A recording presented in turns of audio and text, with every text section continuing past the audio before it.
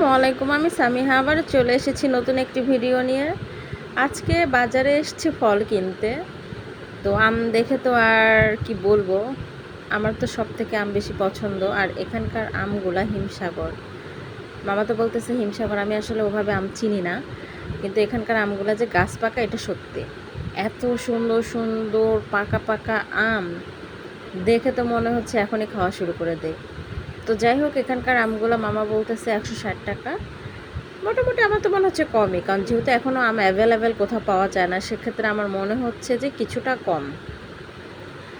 আর হচ্ছে বেশ ভালো, গাছ পাকা আম তো সহজে পাওয়াই যায় না।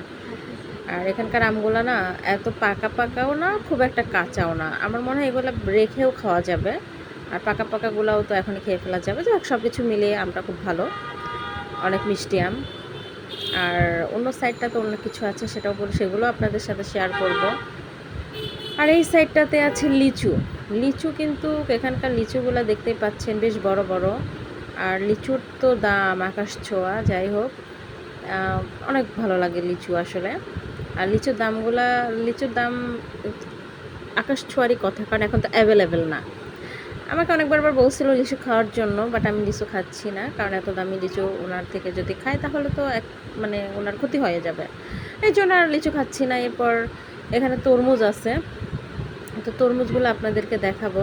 তরমুজের সাইজগুলো বেশ ভালোই আছে, আর অনেকেই নিচ্ছে। বেশ লাল লাল পাকা পাকা তরমুজ আর কি। তো কি বলবো, আর তরমুজের বেশ ভালো ব্যাপার। আর আমরা এখান থেকেই বাজার করি, মিরপুর একের। আর মিরপুর একে কিন্তু সব কিছু খুব টাটকা টাটকা। এখানে এমন না যে অনেক দিন রেখে দেয় বা কিছু, এরকম না। মিরপুরের বেশিরভাগ জিনিসই খুব টাটকা। এটা হচ্ছে আমাদের। আর ওইখানে তরমুজটা কেটে রাখা হয়েছে, একদম লাল টসটসে আর কি। তো যাই হোক, তো এখানকার তরমুজ দেখালাম, আম দেখালাম, লিচু দেখালাম, দেখি আর কিছু কেনা যায় কিনা। তো আজকে আর খুব বেশি ঘুরবো না, শুধুমাত্র ফলই দেখাবো আপনাদেরকে। তো ফল দেখানো শেষে এই সাইডটাতে আরও একটি আছে। তো এখানকার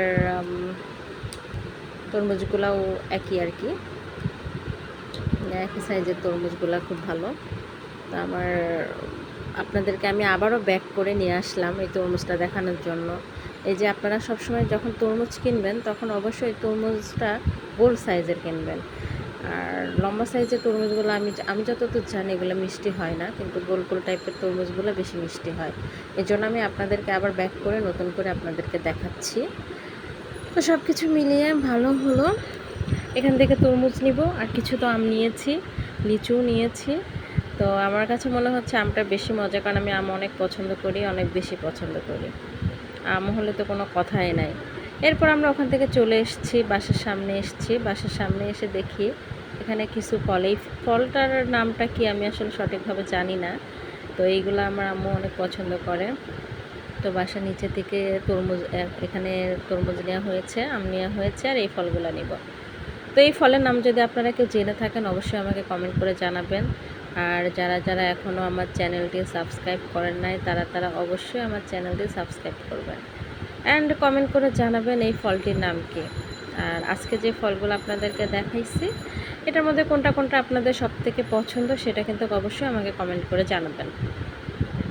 তো সবাই ভালো থাকেন, আর বেশি বেশি করে আমাদের জন্য দোয়া করবেন, আর অবশ্যই আমার চ্যানেলটি সাবস্ক্রাইব করবেন। তো সবাই ভালো থাকবেন। আসসালামু আলাইকুম, আল্লাহ হাফেজ, বাই বাই।